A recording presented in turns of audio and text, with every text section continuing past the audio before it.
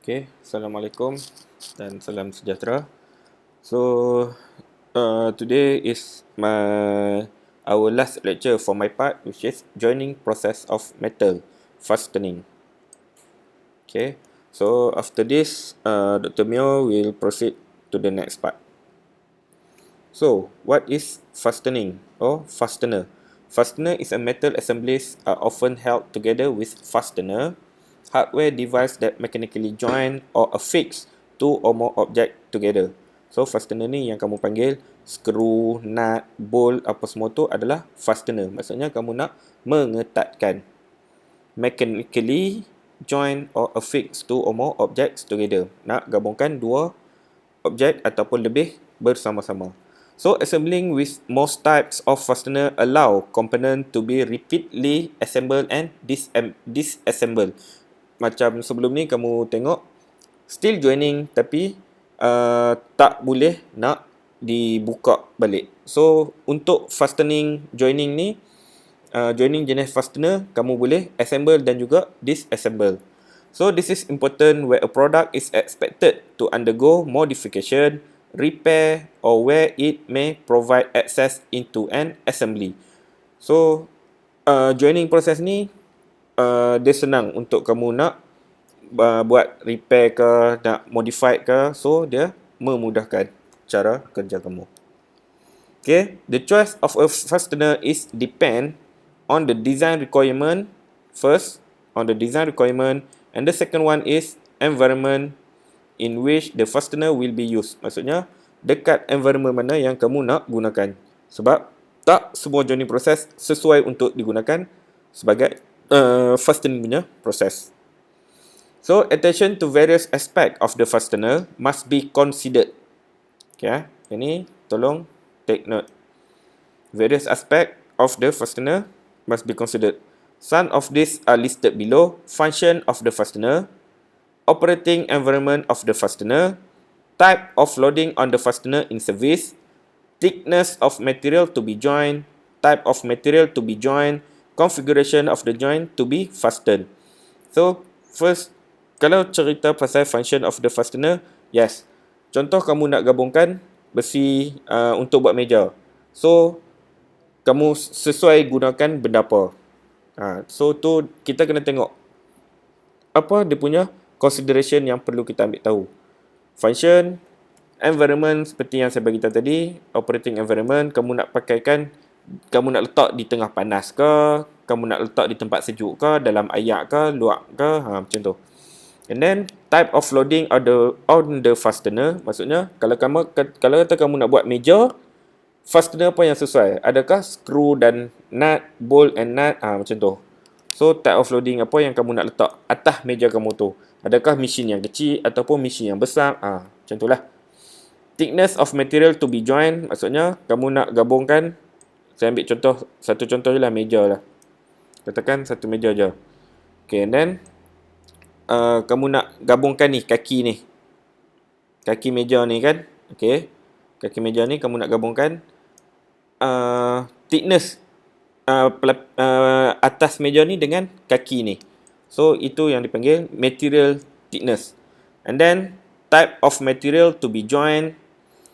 Material apa yang kamu nak join? Adakah besi dengan besi? Adakah besi dengan plastik? Itu semua tu perlu di-consider. And then, configuration of the joint to be fastened.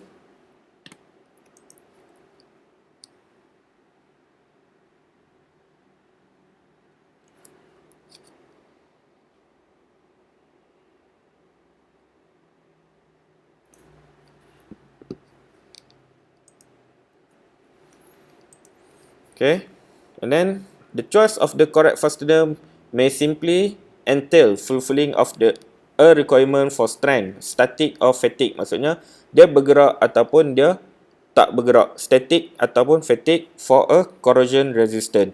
Yang ni correct fastener. Yes. Kalau kamu nak environment tu senang terdedah kepada corrosion, macam lembab yang dia berair dan beroksida, and then dia boleh corrode. Bila macam sama juga macam tempat kamu welding, joining welding, tempat yang welding tu senang nak corrode, dia berlaku corrosion ataupun kakisan. karat, dia berkarat. So bila kamu join two type of material, fastener apa yang kamu guna, itu akan memberi peradan. Bila fastener tu yang berkarat dulu, so kamu punya joining akan fail. Conversely, the choice may be constrained by a complex set of requirements. The scope and complexity of the fastener system required is frequently determined by the consequence of fastener failure. Yang ni yang saya beritahu tadi. Bila joining kamu fail, so maksudnya kamu punya fastener failure. Gabungan kamu tu gagal. And then, one method of guarding against failure of a new fastener in a critical application is to sufficiently test the fastener system prior to use. A designer must be careful when extrapolate existing data to an increased size of the same fastener, because larger diameter fastener can have considerably lower fatigue endurance limit than smaller diameter fastener. Sama juga ini masih lagi dalam type or choice of fastener that you want to be used. Okay, they have two type of fastener. First, non-threaded, and the second one is threaded. Ini dia beralur ataupun dia tak beralur. Jadi kita tengok apa itu yang beralur dan apa juga yang tak beralur. Skru dan juga paku. Okay, ini contoh-contoh non-threaded fastener. They have four major types: nails, rivet, stapler, and kita ada special fastener with it, quarter pin, corrugated fastener, glazing pin, scotch fastener. Okay, kalau kamu perasan kat sini, semua jenis ni dia tak beralur. Dia tak ada macam skru kan dia ada, dia punya alur gitu kan. Okay, untuk non-threaded ni, dia tak ada alur. So, this is the four major type of non-threaded fastener. Okay. First, kita akan tengok nails ataupun paku. Handmade nail, 18th century. Cut nail, 1790 to 1990 century. Wire nail, nail provide one of the best clue to the age of historic building, especially those constructed during the 19th century when nail making technology advanced rapidly. So, ni dia punya susu galur ni lah, paku. So this is the common nail. Common nail have larger nail shank diameter than other nail. Maksudnya dia punya atas. Common nails are thicker than box, cooler or sinker nails, and are therefore strongest and stiffest. Common nails are always specified for shear wall panel. Okay, and then untuk finishing punya nail, ini common nail yang tengok tadi adalah paku yang biasa yang selalu digunakan. And then untuk finish nail, kita ada finishing nail have rounded head that can be driven flush with the surface of the wood. Maksudnya dia tak meninggalkan, dia tak ada kepala. Dia simpan. Siapa yang pernah buat kerja kayu, sometimes dia ada duduk kat dalam dia, paku tu. So although they are often countersunk like casing nail, they can be used without countersinking. Brads are recommended for light assembly work where the head should be concealed 0.5 to 1.5 inch. Brads look like miniature finishing nails. They are thinner, shorter and smaller than finished nail. Extrusion pin 3/16 to 2.0 inch round smooth shank, a diamond point and an oval head made in both brass and steel. And then casing nail. These nails are used where the nail head must be hidden. Ini sama juga macam tadi. Finish nail tu tadi. They have small head and smaller diameter than common nail. Casing nail have a conical head, sometimes carved, and are somewhat thicker than a finishing nail. A body of common nail and head like a finished nail. They are sometimes sold already painted and are used to attach trim. Maksudnya macam yang kerja kayu tadi tu lah, yang saya kata tadi tu, dia lekat dekat dalam tanpa kamu nampak dia punya kepala. And then box nail, a nail having a long shank, smooth or with a sharp point and a flat head. Box nail are designed for light construction and household use. Sometimes coated with cement, resin, and galvanized to hold better. This is not rosin, resin. Sorry, typo error. Resin. Alright. And then, habis bab paku, kita tengok dekat rivet. Rivet, siapa yang tak tahu rivet? So, rivet is a steel rivet for very heavy duty jobs and when riveting steel to steel. Maksudnya, paling mudah kamu nak nampak dekat pintu. Pintu yang aluminium tu. So, dalam tu dia terus tembak. Yang dia tembak, rivet tu, dia masuk dalam aluminium punya ni. So, dia susah nak buang. Kalau nak buang, dia ada alat yang untuk buang rivet tu. And then thinner are solid steel rivet with either a thin or zinc finish. They are typically used in sheet metal fabrication. Pop rivet, a type of rivet that is installed with a tool that pulls a mandrel through the rivet body, performing the riveting function and then snap off, giving a popping sound, sometimes referred as a blind rivet. Okay, rivet. To secure two or more pieces of material together, a rivet is placed into a hole cut just a bit larger in diameter than the rivet itself. Material: steel, plastic, aluminium, nickel, copper and stainless steel. So, ini yang dimasukkan dengan rivet. Siapa yang tak pernah tengok tu, jadi kita tengok apa itu rivet. And then, stapler. Ini stapler macam biasa, stapler yang kamu guna, stapler kertas apa tu. Itu pun salah satu jenis fastening punya proses. Yalah, kamu nak gabung banyak-banyak kertas, kamu stapler. Macam tu lah. Stapler are U-shaped metal fastener that are driven into a surface to hold or secure an object in place. Stapler include flat crown and rounded crown styles. Flat crown stapler have flat top or crown and are used for general fastening. Rounded crown stapler have a curved top and are used to secure wire, tubing and other rounded item to flat surface. Stapler are available in different size, length, styles and materials. Fastest growing non-threaded fastener. Sebabnya dia mudah. Macam kamu nak stapler atas. Terus pak macam tu. Sama juga. Konsep yang sama. Tapi digunakan di material yang berbeza. Macam tu lah. Okey, ni yang kita tengok special tadi. Quarter pin, typically made of wire with a half circular cross section. Ni quarter pin, dia tak ada, dia masuk nanti dia akan, ni dekat, biasanya dekat Raita. Kalau tengok, kalau kamu buka bonet Raita tu, ada quarter pin tu. Dia masuk, dia akan kembang. So, kebiasaan ada juga yang, kalau yang jenis besi punya, kita akan kepok bawah ni. Kepok bahagian ni, kepok bahagian ni. So, dia masukkan, dah masukkan sini, kita kepok sini, nak menghalang dah daripada dia tercabut. One is that the two end of the pins are bent apart, locking it in place. Ni yang saya masukkan tadi, kita kepok kaki dia naik ke atas ni. So, rapat ke sini. So, dia, bila nak tarik, dia tak boleh lah. Dia lock. In order to facilitate the initial separation of the tines, one tine of the quarter pin is often noticeably longer than the other. Maksudnya kita nak, pasal dia panjang sebelah, dia nak ini, noticeable. Facilitate the initial separations. Then, another special non-threaded fastener is corrugated fastener. A small strip of corrugated steel with sharp point on one side, hammered across wood joint in rough carpentry. Yang ni boleh tengok kebanyakan dekat kerja kayu lah, kebanyakannya.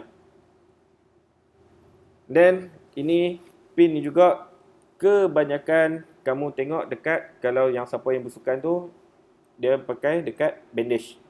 Dia nak kamu pakai bandage, lilit, then nak lekatkan dia, kamu pakai pin jenis ni, glazing pin. And all method of holding glass in a sash prior to glazing the window.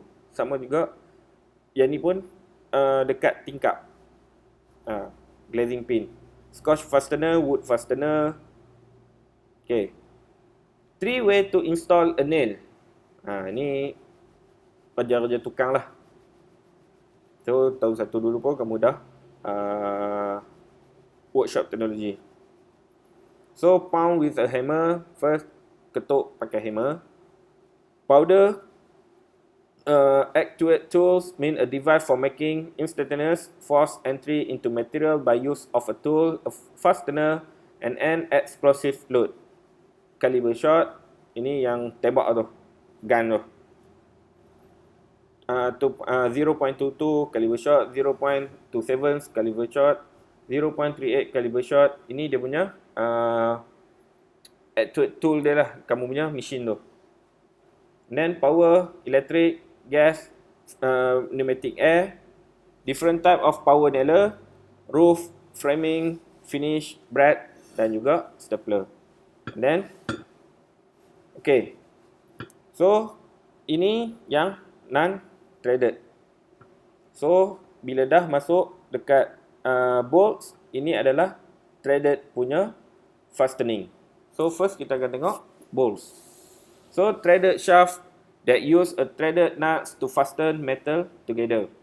Bolts are sized by length and threaded. Bolts are stronger than screw. Bolts are classified by the type of head. So ni round head. Kalau tengok screw ada dua jenis, round head dan juga flat head. Flat head ni banyak yang pakai dekat kerja kayu yang dia nak simpan.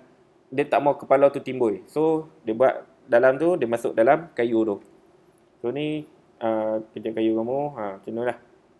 Nanti kepala ni dia akan selari. Kalau macam yang round head ni, biasanya kepala ni duduk kat atas. So stiff bolt and machine screw, actually bolts are turned with a screwdriver. Hexagonal and square head bolts are held in place with a wrench while the nut is turned to tighten. So yang ni adalah bolts and nuts. Sebab tu dia dipanggil bolt and nut. Kalau dia alone, dia tak boleh nak pegang dengan kuat kamu punya dua materials tu. So dia kena ada nut yang nak kunci bawah ni. Okay, type of bolt. First, carriage bolt. Boleh tengok kat sini apa itu carriage bolt. Dia tak fully threaded. Dia dah sampai setengah ni saja. So nut ni pun hanya boleh dikunci sampai sini sahaja. Dia tak boleh sampai habis. So smooth round head and coarse threaded that starts part way down the shaft. Usually used to attach a wooden part to metal. So kalau soalan tanya, kamu nak gabung dua benda, besi dengan metal. So bolt dan nuts apa yang sesuai digunakan. So kita akan pakai carriage bolt. And then machine bolt. Ini machine bolt lah. Dia threaded, kalau perasan, threaded dia full. So hexagonal head and only partially threaded. Used for precision attachment using threaded to secure materials together. And then tap bolt, similar to a machine bolt, but the whole body is threaded. Ini stove bolt, round or flat head with coarse threaded along the whole body. General purpose fastener used when precision fit is not necessary. Maksudnya dia tak memerlukan dia tak mau dia tak priority lah dia punya precision dia tu. And then the last one is start bolt. Yang ni two side. Maksudnya boleh bubuh nut belah sini dan nut belah sini. No head or threaded on both end.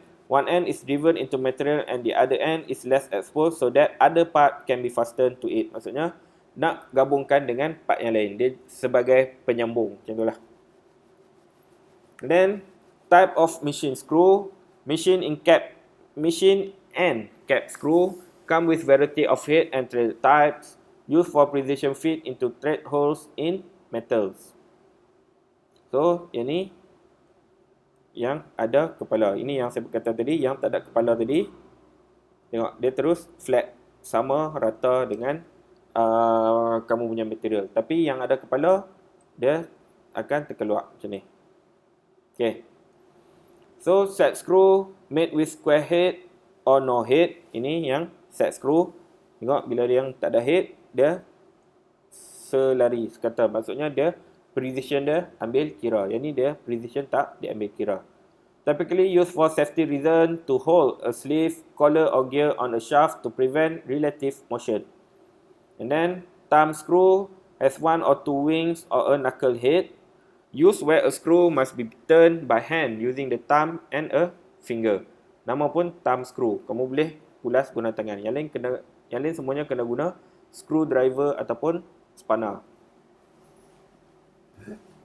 And then sheet metal screw ini untuk nama pun sheet metal, of course dia nipis. Short thick screw that are self-threading cut or form their own thread as driven into soft metal. Yeah. Used in the economical assembly of sheet metal.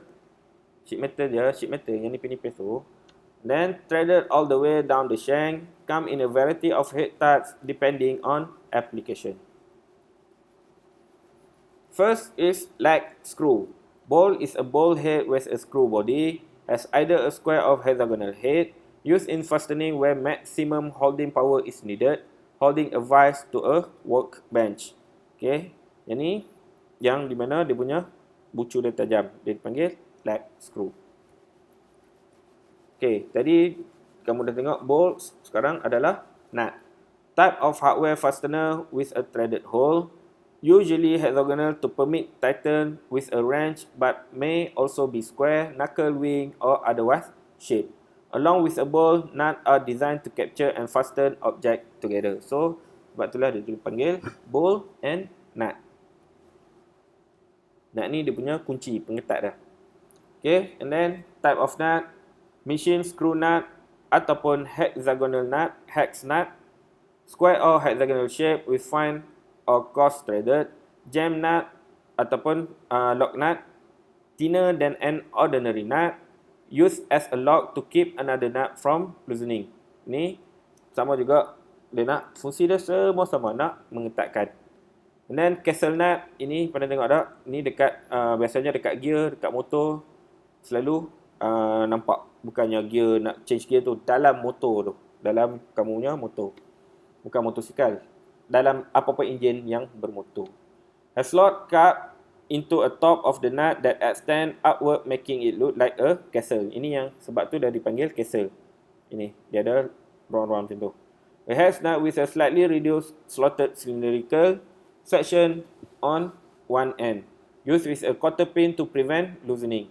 And then wing nut, a nut with two thin flat wings, used in the place of regular nut and can be turned with a thumb and forefinger. Maksudnya untuk yang wing nut ni dia boleh pakai tangan sahaja. Okay, washer.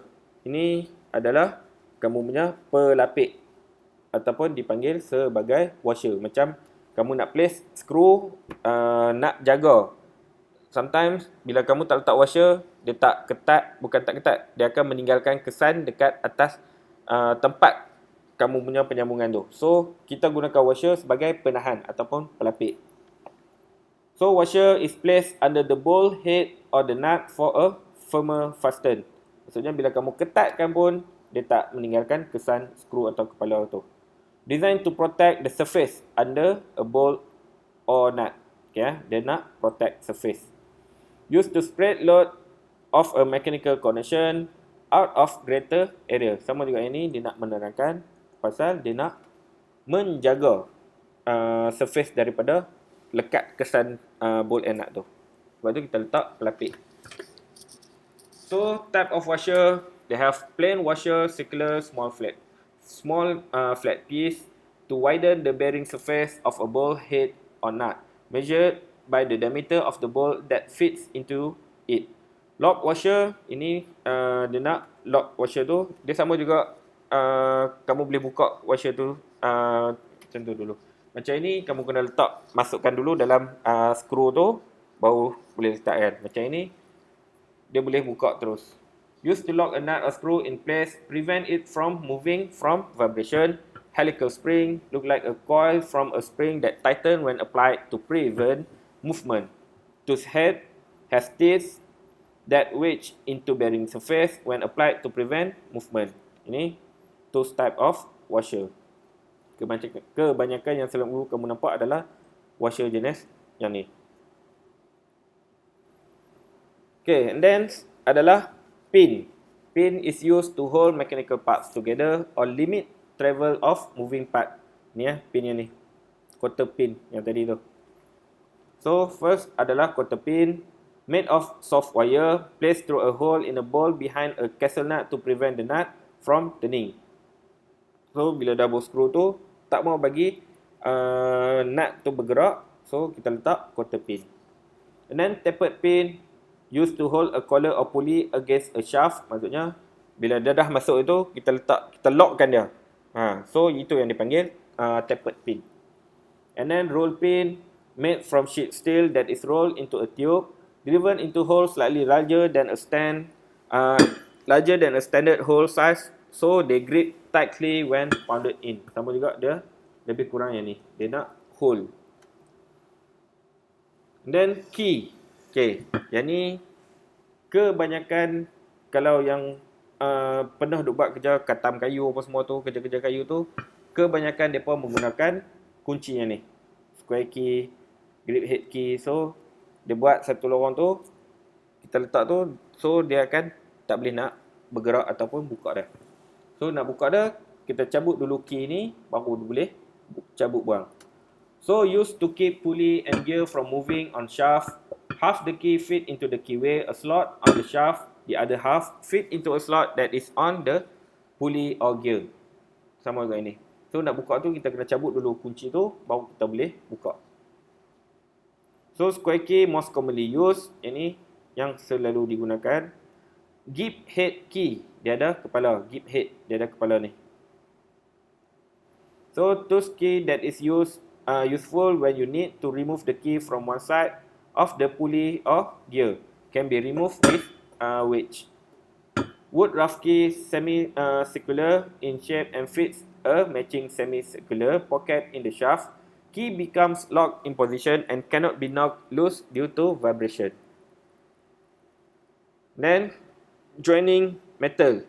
As with wood, there are many ways of joining metal permanently. Maksudnya, selain kayu, untuk joining metal juga ada banyak. The method used will depend on the function of the product, the strength needed and the quality of the product. There are several ways of joining metal permanently, riveting, soldering and brazing dan juga welding. Ini adalah nak join metal permanently. Maksudnya, dia tak boleh nak buang. Boleh buang tapi akan merosakkan. Macam itulah. So, the latter two of those technique rely upon heat. Yang upon heat ni adalah welding dan soldering and brazing. Welding saya dah cover, soldering and brazing nanti Dr. Mio akan cover part soldering and brazing. So, with soldering and brazing, the two metals are joined by melting a second metal between them. With welding, the two metals are melted and fused together. Ini boleh tengok balik lecture yang sebelum ni. Okay, mechanical fastening method. Assembly with threaded fastener, riveting, stitching or stapling, snap fit fastening, press and shearing fit fastening, stacking, seaming dan juga crimping. So, ini kita akan tengok pada hari ini. Mechanical fastening method. Kita menggunakan mechanical, tak menggunakan any heat, outside heat. Alright. So, firstly, kita akan tengok assembly with threaded fastener. Threaded fastener which is screw, ball, nut, machine screw, cap screw, set screw and drive screw. Ini menggunakan screwdriver dan juga plier ataupun spanner. Are probably the most common types of fastener. Ini yang contoh-contoh fastener yang selalu digunakan. Yang always used in your environment. Bila kamu tengok je kat tepi, okay, meja ni ada pakai screw and nut. Okay, meja ni, kerusi ni ada screw. Even dekat kamu punya laptop ataupun any jam ke apa ke, ada screw. And then, it is applicable to repair situation or individual or low quantity production. Can be start manually and tightened with hand screwdriver or wrench. Ini spanner, wrench. In high production, the special equipment that fits the fastener faster, insert it in the appropriate opening and rotate and tighten it with automatic torque control. Ada juga yang dia pakai, kita nak ketatkan pakai automatic torque control. Contoh macam kalau kamu pakai apa tu? Mesin lah. So dia ada, kita dah set berapa dia punya control. Some screw fastener are self-tapping. They either cut or form the thread in the hole. They are useful in application where the workpiece material is soft enough to be cut or formed. Similar screw for wood are both self-drilling and self-tapping. Macam dekat kayu, kamu tak payah buat lubang dulu. Kamu boleh terus screw je masuk. So untuk soft material, bolehlah buat macam tu. Kalau untuk besi, tak buat lubang dulu, memang salam bye-bye lah. Kecuali kalau besi tu lembut dan nipis. Okay, this is the assembly with threaded fastener. A collection of threaded fastener. Okay, yang ni kamu kena tahu setiap satu. Okay, contoh macam mana hex-headed bolt. Okay, hex-headed bolt adalah C. Okay, ini hex-headed bolt. Maksudnya dia tak pedoh pun. Ya. So dia ada hex-headed machine screw. Tadi saya dah terang, kalau machine screw dia full. Dari atas sampai bawah dia full threaded. Headless set screw, tak ada kepala. Nama pun headless. Maksudnya dia tak ada kepala. Hex-headed bolt dia untuk macam saya dah terangkan tadi, yang tak ada ni normally dia nak joinkan dua different type of materials. And then threaded forming sheet metal screw ni dia ada tajam, threaded forming. Untuk sheet metal biasanya kita akan cucuk terus tekan dengan menggunakan force ataupun daya kita untuk terus tembus dekat sheet metal. Threaded cutting screw for plastic and soft metal. Okay, ni untuk perasan ada setengah skru, tiba-tiba awak skru ni macam tak ada ni dekat dia punya tepi tu. Macam sini. Dia tak ada kat tepi tu. So ini adalah untuk plastic and soft metal. And then flathead wood screw. Okay, ini flathead. Maksudnya dia macam yang saya kata tadi, dia tak mau meninggalkan kesan kat atas, tak mau, dia nak satu level tempat penyambungan tu. And then cap screw assembly in threaded hole. Ini threaded hole. Dalam hole tu pun dah ada alur. Hexagonal nut and speed nut and screw. Ini ini. Right. And then riveting. Ini yang kita akan tengok macam mana itu riveting. Riveting is a common and long used method for permanently fastening parts together. Ini sebab once kamu dah rivet, bukan kamu tak boleh buka dah. Dia ada satu alat yang special tools yang kita gunakan. Kita kena tebuk kat dalam. Kan riveting, kita masuk dalam ni, dia akan tinggal lubang je tu kan. Dia ada macam ni je. Tiba-tiba kat situ ada kepala skru kat sini. Macam kepala macam tu. So kita ada satu alat, kita kena ketuk dalam tu dulu, baru kita boleh senang untuk cabut rivet. Kalau tidak, dia akan permanently lekat dalam tu. So rivet the fastener with head on one end and smooth shank is insert through aligned holes in the parts to be joined. The shank end in upset, a head is formed from force against a die to lock in the place and clamp the parts together. Maksudnya dia clamp dia terus. So a steel shank may be heated to red head to upsetting if the rivet is large and solid, particularly in the field structure application where only limited amount of force can be applied. Maksudnya bila dia place terlalu besar, rivet tu terlalu besar, dia akan menggunakan heat, tetapi force terlalu sikit. Kalau dia tak pakai heat, force dia kuat. Upsetting is performed with press force, repeated stroke, and off-shape hammer and orbital motion of the upsetting tools. Tubular and semi-tubular rivets are clinched in place by flaring the tubular shank end. Explosive rivets are blind rivets that carry an explosive charge in the shank end. When the heat is applied to the rivet, the explosive charge in the shank end is activated, expanding the tubular walls and clinching. So, ini yang dipanggil riveting. Ini yang kamu nak kena lukis. Kalau diminta lah. Kalau ada soalan ni keluar, okay, macam mana riveting lah. So, kena lukis lah macam mana itu rivet. So, inilah yang dipanggil rivet, macam mana dia punya proses. Yang ni untuk solid, tubular, semi-tubular dan juga explosive. Dia masuk, dia letupkan dalam tu, dia lekat kat diri ni. Ini yang saya kata tadi. Dia lekat, bila lekat dalam ni kamu kena ada special tools ataupun paku. Dia ketuk dalam tu, barulah dia terbuka keluar. And then stitching or stapling, sama juga semua benda ni kamu kena lukis. Stitching and stapling, typical stitch, staple joints, curve clinch, penetrate thicker material. Dia tekan masuk. Sama juga macam stapler. Bila dia masuk, kamu kena tutup kunci dia untuk lekatkan dia. And then B is flat clinch.